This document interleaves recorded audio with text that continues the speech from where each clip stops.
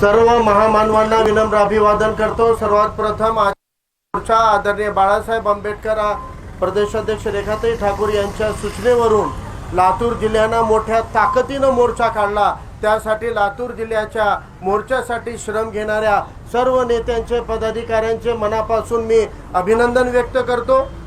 या मोर्चामध्ये सहभागी झालेले वंचित बहुजन आघाडीचे पदाधिकारी नसतानाही सामाजिक संघटनेमध्ये इतर संघटनेमध्ये काम करणारे सर्व संघटना आणि त्या संघटनेतले जे पदाधिकारी ज्यांनी पुढाकार घेऊन या मोर्चाला यशस्वी करण्यासाठी श्रम घेतलेले आहेत, अशा सर्व संघटनांचे पदाधिकाऱ्यांच्या नेत्याचे मनापासून मी आभार व्यक्त करतो। आणि याच पद्धतीनं आपण एकमेकावर होणाऱ्या अन्यायामध्ये एकमेकाच्या लढाईमध्ये सहभागी होत गेलो तर अन्याय अत्याचार करणाऱ्यांना आळा बसल्याशिवाय राहणार नाही, याची त्यांना मी खात्री देतो। या मोर्चासाठी नेतृत्व करण्यासाठी आलेले मराठवाड्याचे अध्यक्ष तथा लातूरचे प्रभारी आदरणीय अशोक हिंगे सर, मराठवाड्याचे सर्व पदाधिकारी, जिल्ह्याचे सर्व पदाधिकारी, माझ्या आधीच्या वक्त्यांनी सर्वांचे वारंवार नाव घेतलेले असल्यामुळं मी सगळ्यांचे नाव न घेता सगळे क्षमा मागतो आणि आपलं मुख्य मुद्दे जे आहेत या आंदोलनातले त्या मुद्द्यांना ॲड्रेस करण्यासाठी पुढे निघतो।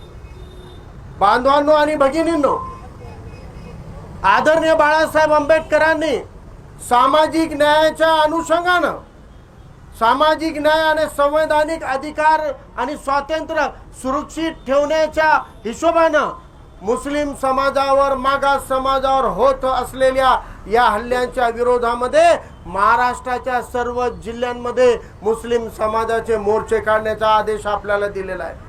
आज हे मोर्चे काढत असताना मुस्लिम समाजावर असा काय अन्याय झाला ज्यामुळे मुस्लिम समाजाच्या अधिकारासाठी आपल्याला हा मोर्चे काढावा लागत आहे, याचा एक छोटासा आढावा आपल्या निवेदनामध्ये आणि पॉम्पलेटमध्ये तुम्हाला दिसून आलेला असेल। जसं अशोक हिंगे साहेबांनी सांगितलं, आज मुसलमानांवर देशभरामध्ये हल्ले होत आहेत, पण मुसलमानांवर हल्ले करणारे जातीवादी आहेत, मुसलमानांवर हल्ले करणारे विद्वेष पसरविणारे संघटना घटक आहेत, लोक आहेत।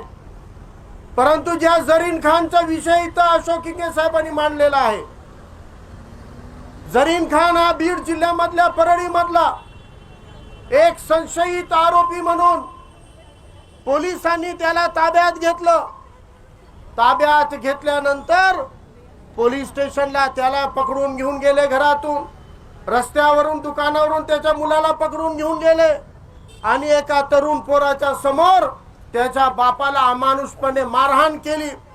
त्या मारहाणीमध्ये चक्कर येऊन तो खाली पडला, बेशुद्ध झाला। तो तडफडत असताना मुलगा म्हणत होता पोलिसांना, साहेब माझ्या बापाला दवाखान्यात घेऊन चला, साहेब माझा बाप मरत आहे, माझ्या बापाला वाचवा, त्याला घेऊन चला। पोलीसवाले याच्यावर उत्तर काय देत होते, काही होत नाही तुझ्या बापाला, नाटक करायला यांनी, आणि असं बोलून अजून त्याला लाथानी मारहाण करणं चालू ठेवलं। जेव्हा जरीन खानच्या तोंडातून फेस येऊ लागला तेव्हा पोलिसांनी त्याला दवाखान्यात घेऊन गेले, परंतु डॉक्टरांनी सांगितलं की त्याचं निधन झालेलं आहे।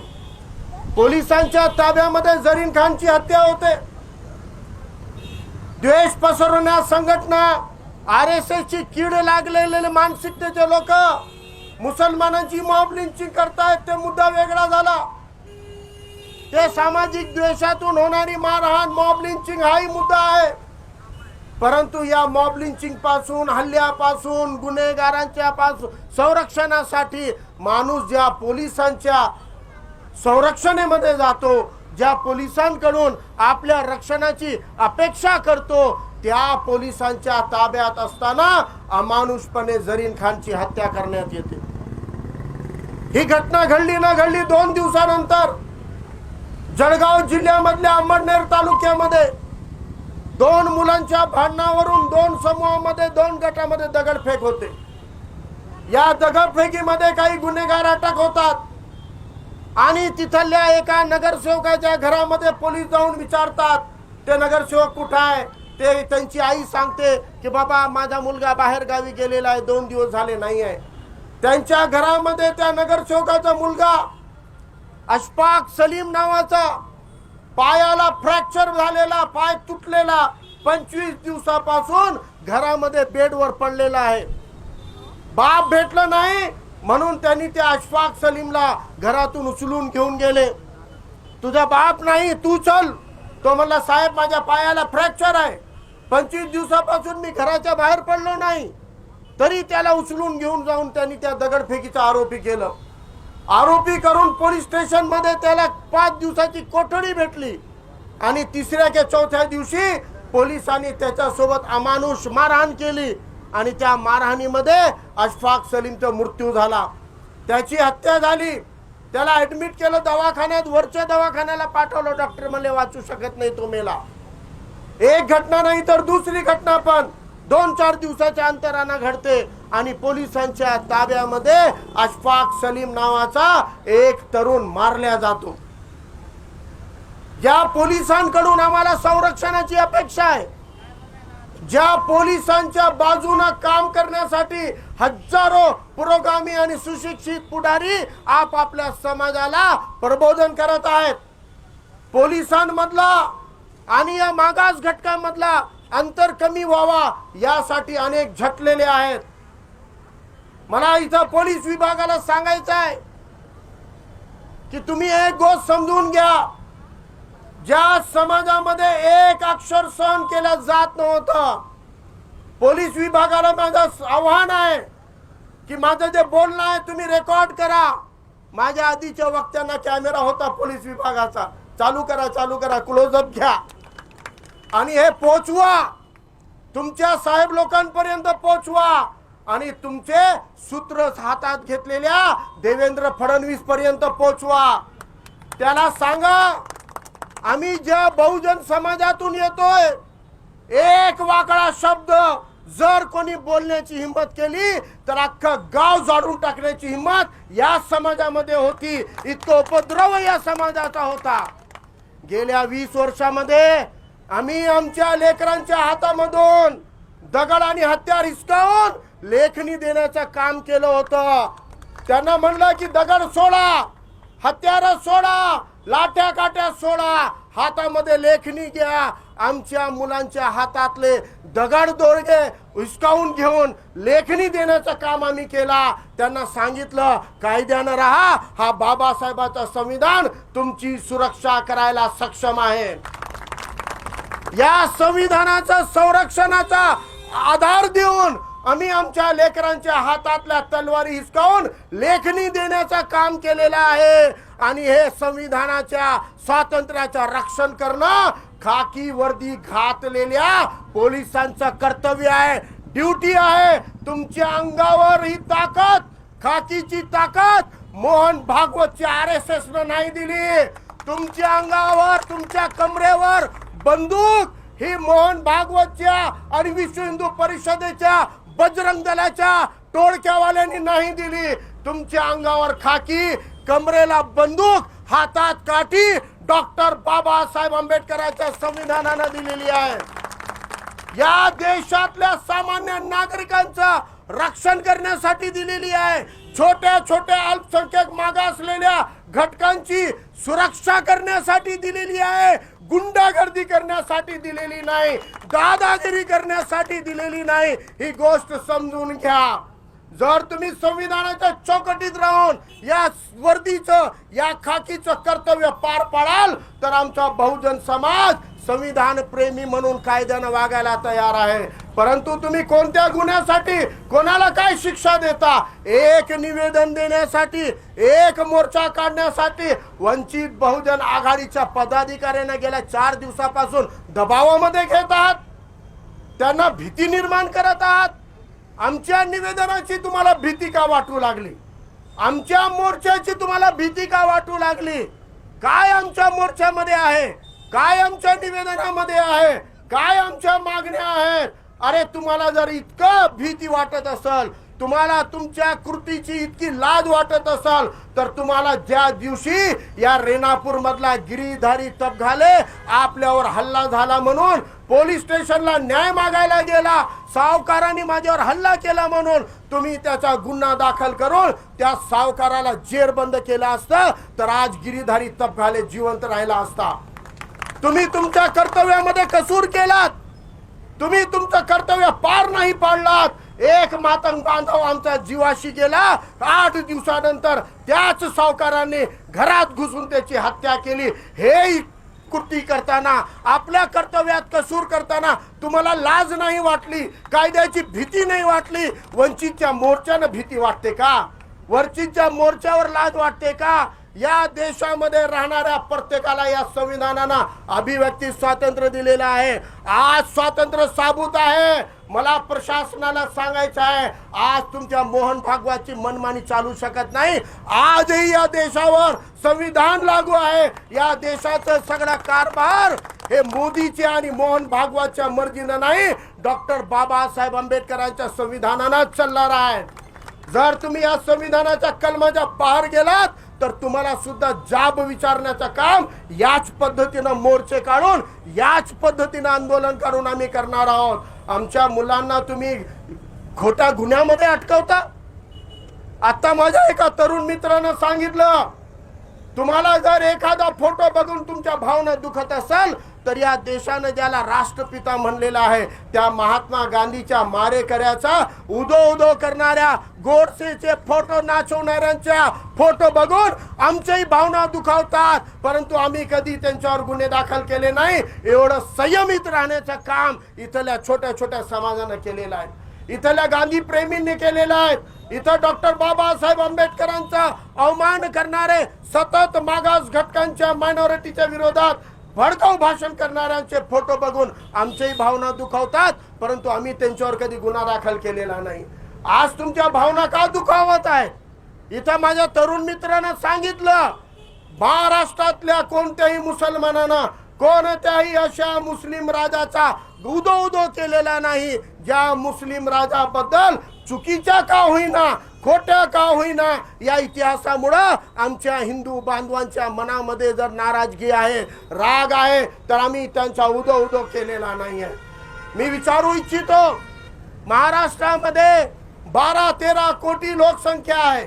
12-13 कोटीच्या लोकसंख्येमध्ये 12% मुसलमानही जर धरले तर किमान 1.5 कोटी मुसलमान राहतात। या 1.5 कोटी मुसलमानांनी गेल्या 75-76 वर्षामध्ये कधीतरी तुम्ही पाहिलं का की आपल्या लेकरांचे नाव औरंगजेबच्या नावाने ठेवलेले आहेत? इथल्या मुसलमानांनी संयमित भूमिका घेतली, हिकमत से काम लेता है मुसलमान, मौका और हालात को देख के फैसला करता है। कभी उन्होंने औरंगजेब का नाम नहीं रखा, कभी उन्होंने उस नाम की संगठन नहीं बनाई। वो संयम से देख रहा है क्योंकि उसको पता है औरंगजेब की जाती जिंदगी, उनका तकवा, जिसको वो मानता है वो उनकी जाती जिंदगी है, और एक बादशाह की जिंदगी के सही गलत फैसले को डिफेंड करने का काम कभी मुसलमान ने नहीं किया। लेकिन आज आपको अगर औरंगजेब आलमगीर की फोटो देखकर आपकी भावना भड़क रही है तो यह फारूक अहमद आपको कहता है कि फारूक अहमद को औरंगजेब आलमगीर की फोटो पहली बार 5वीं-6वीं के इतिहास के किताब में महाराष्ट्र शासन के किताब में दिखी थी। गुन्हा दाखिल करो महाराष्ट्र शासन के ऊपर जिन्होंने औरंगजेब की फोटो छापी है। नारे तकबीर, नारे तकबीर, नारे तकबीर, नारे तकबीर। अगर आप अपने रिकॉर्ड के अंदर, अगर आप अपने इतिहास के अंदर, अगर आप अपने सिलेबस के अंदर जो फोटो को इस्तेमाल करते हो, उस फोटो को गुनाह दाखिल करने के जैसा एंटी नेशनल का कौन सा कानून बनाया गया है? हमने उस फोटो को डालने वालों को कभी समर्थन नहीं किया, लेकिन हम ये कहते हैं कि वो उनका अभिव्यक्ति स्वातंत्र्य है। क्यों डाल रहे हैं नौजवान? ये उनका कोई गौगवा करने के लिए नहीं, ये तुम्हारे खिलाफ में बंड करने के लिए है। और उनको आप बुलाओ, उनको बिठाओ, उनका प्रबोधन करो, उनको समझाओ, उनके पालकों के सामने बात करो। गुन्हे दाखिल करके लॉकअप में मारने के लिए वो कोई चोर डाकू नहीं है, वो इस मुल्क के, इस भारत का भविष्य है। उन युवाओं के साथ में अगर आप गुनहगारों के जैसा व्यवहार करोगे तो यह संवैधानिक अधिकारों में नहीं आता है। आपने टीपू सुल्तान के फोटो के लिए भी टीपू सुल्तान के स्टेटस के लिए भी इसी प्रकार से दंगे, इसी प्रकार से हमले और इसी प्रकार से गुने दाखिल कर रहे हैं। आप लोगों को इस कानून का अभ्यास होना चाहिए कि जिस टीपू सुल्तान के बारे में आप गुने दाखिल करने का या उनको दोषी मानने का काम कर रहे हो, उस हजरत टीपू सुल्तान की तस्वीर संविधान के पन्नों पे छपी हुई है। खुद बाबा साहब के संविधान पे टीपू सुल्तान की तस्वीर है। मुस्लिम मुगल बादशाह अकबर की तस्वीर है। क्या करोगे? उस संविधान की किताब पे का फोटो हटाओगे क्या? वहां पर जाके हटाओगे क्या? इसलिए आज हम कहते हैं वंचित बहुजन आघाड़ी ने, जब से वंचित बहुजन आघाड़ी कायम हुई है, वंचित बहुजन आघाड़ी के किसी भी बैनर के ऊपर जिन्होंने, जो इस देश की धरोहर है, जो इस राज्य की धरोहर है, जो इस मुल्क की नींव है, ऐसे सभी महामानवों के तस्वीरें अपने बैनर पे छापी है। निकाल कर देख लो लोकसभा के बैनर, निकाल के देख लो विधानसभा के बैनर। 2018, 19, 20, 21, 22 हमेशा वंचित बहुजन आघाड़ी ने महामानवों के तस्वीरों में हजरत टीपू सुल्तान की तस्वीर डंके की चोट पे छापी हुई है और हमने वो तस्वीर लगाई है। आप क्या उखाड़ सकते हो? उखाड़ लो, हम वो तस्वीर को नहीं हटाएंगे। ये ऐलान आज हम आपके सामने करना चाहते हैं कि आपके कहने पर हम अपने हीरो और अपने विलन तय नहीं करेंगे। ये वो भारत है जहां पर राम को भगवान मानने वाले लोग भी है और यही भारत है जहां रावण को भी हीरो मानने वाले लोग हैं। यही इस मुल्क की खूबी है, यही इस देश का वैशिष्ट है। इस देश के अंदर विविधता में एकता है। आप एक रंग का देश नहीं बना सकते, इसको एक हीरो का देश नहीं बना सकते, इसको एक धर्म का देश नहीं बना सकते, इसको एक जाति का देश नहीं बना सकते। इस देश की खूबी विविधता में एकता है। एकता को आप विविधता में नहीं बांट सकते हो। यह संविधान ने दिया हुआ फंडामेंटल राइट है और इस अधिकार के लिए, इस संरक्षण के लिए इस देश का हर दलित पिछड़ा साथ है। मैं यहाँ पे कहना चाहता हूँ कि मध्य प्रदेश के अंदर हिंदू राष्ट्र कहने वाली सरकारें हैं और वो भाजपा की सरकार का एक भाजपा का नेता एक हमारे पिछड़े हुए भाई को जमीन पे फुटपाथ पे बैठे हुए को खड़ा होकर उसके मुंह पर पेशाब करता है। यांचा हिंदू राष्ट्र मागासलेल्या घटकांच्या तोंडावर मुतण्याचं काम करतोय। ये इनका हिंदू राष्ट्र है, ये इनका असलियत है और ये असलियत जो उजागर हो रही है और समाज जागरूक हो रहा है। आने वाले 2024 में इसको अगर हमको रोकना है, इन तड़ी पार करना है, तड़ी पार को सत्ता से हटाकर जेल में डालना है, मनुष्य वजीर आजम नरेंद्र मोदी को सत्ता से उठाकर जेल में डालना है, तो मुसलमानों 6 महीने के लिए सब्र करो, 6 महीने के लिए सब्र करो। ये हुकूमतें दंगे कराना चाहती है, ये हुकूमतें तुमसे पत्थरबाजी कराना चाहती है। बस सिर्फ 6 से 8 महीने रह गए। 6-7 महीने के बाद लोकसभा चुनाव का माहौल होगा। इस देश का जो भी विपक्ष होगा, आज मैं वंचित बहुजन आघाड़ी के मंच से आपको कहता हूं, एक पार्टी के दीवाने मत बनो, आंखें बंद करके किसी की वोट बैंक मत बनो। जो उम्मीदवार अपना आधार रखता है, जो उम्मीदवार लोकसभा में, विधानसभा में बीजेपी को हरा सकता है, जिस उम्मीदवार और पार्टी के पास में बेस वोट है, ऐसे भाजपा को हराने वाले के साथ हमको खड़े होना है। भाजपा को हराने वाले सही पार्टी, भाजपा को नहीं डरने वाले, ईडी सीडी बीडी को नहीं डरने वाले मजबूत नेता के पीछे हमको खड़े होना है और इस 8-9 महीने में सब्र से, हिकमत से काम लीजिए। 2024 में हम इनको हटा के रहेंगे। और आखिरी बात कहता हूं कि गद्दार हर जगह होते हैं, बेईमान हर जगह होते हैं, हर समाज में होते हैं। जिनके नाम से आज औरंगजेब आलमगीर को जिसका गुनहगार बताया जाता है, छत्रपति संभाजी महाराज को पकड़वा कर देने वाला कोई मुसलमान नहीं था, वो कोई मुसलमान नहीं था, वो कोई पिछड़ा हुआ 18 पगड़ जाति का नहीं था, वो तुम्हारे ही जाति का, तुम्हारे ही धर्म का, तुम्हारा ही खून था, तुम्हारा ही रिश्तेदार था और उसका नाम गनोजी शिर्के था। उस दौर में भी गद्दारी करने वाला जो गनोजी शिर्के था, आज उद्धव ठाकरे की सरकार को गद्दारी करने वाला गनोजी शिर्के कौन है? आज शरद पवार की राष्ट्रवादी में गद्दारी करने वाला गनोजी शिर्के कौन है? अरे मुसलमानों को और पिछड़ों को बदनाम करते हो, अपने अंदर झांको। बेईमान और गद्दार तुम में भरे पड़े हैं। अपने गद्दारों का, अपने जय चंदों का इंतजाम करो, अपने जय चंदों का पहले बंदोबस्त करो, उसके बाद में तुम दूसरों के अनुविरोध करने को सामने आओ। ये देश के अंदर आप धर्म जाति के नाम से झगड़ा लगाओगे तो संविधान को हथियार बनाकर रास्ते पे उतरने का काम अली जनाब प्रकाश अंबेडकर साहब की क़यादत में वंचित बहुजन आघाड़ी ने किया है, कर रही है और इंशाल्लाह आने वाले दौर में करेगी। और जय भीम के नारों से हम सभी फिरका परस्तों को ठिकाने लगा के रहेंगे, इतना ऐलान करता हूं और आप सभी को मुबारकबाद देता हूं और पुलिस प्रशासन को आगाह करता हूं। आज जिन्होंने बंदोबस्त दिया मैं उन पुलिस वालों का शुक्रिया अदा करता हूं, लेकिन जिन्होंने दबाव बनाकर मोर्चे को नाकाम करना चाहा था मैं उनको चैलेंज करता हूं कि कौन से कानून से आप हमारा मोर्चा रोक रहे थे, वो कानून की दफाएं बताओ। आज शाम तक वंचित बहुजन आघाड़ी का बाड़ा साहब का सैनिक आपके लातूर में खड़ा है, अगर आप में दम है तो हमको कार्रवाई करके बताओ। आज शाम तक हम आपका इंतजार करेंगे और आपको ये सभी को मैं विनती करता हूं, अब एक हो जाइए। ये लड़ाई सामाजिक नहीं है, ये लड़ाई धार्मिक नहीं है, ये लड़ाई आर्थिक है और राज की लड़ाई है। इसका सॉल्यूशन राजनीति से ही देना पड़ेगा, इसका जवाब राजनीति से देना पड़ेगा। इसीलिए माय फाउंडेशन को बाजू रखो और पॉलिटिकल बन के अनवर बाप फाउंडेशन में आ जाओ और बाप फाउंडेशन इसका जवाब है, राजनीति इसका जवाब है और मुत्तहिद होकर लड़ना पड़ेगा। एक अकेले धर्म जाति से ये फिरका परस्तों पे हम काबू नहीं ला सकते हैं। सभी पिछड़ों को सभी धर्म सभी जाति के पिछड़ों को एकजुट होना पड़ेगा। हम मुत्तहिद हो जाएंगे तो ही लड़ पाएंगे। अपने अंदर कांग्रेस की दलाली करने वाले गद्दारों को पहचानो और ये सुन लो, बेज़मीरों से, सियाकारों से, मक्कारों से फायदा कुछ नहीं है। गिरती हुई दीवारों से, अपने दुश्मन से कोई डर नहीं लगता है। हमें डर तो लगता है फकत कौम के गद्दारों से। ऐसे गद्दारों से सावधान रहिए और जय भीम के इस इत्तेहाद को हर गली मोहल्ले तक पहुंचाइए। आपसे इतनी विनती करता हूं, जगा लेता हूं। अल्लाह हाफिज। जय भीम।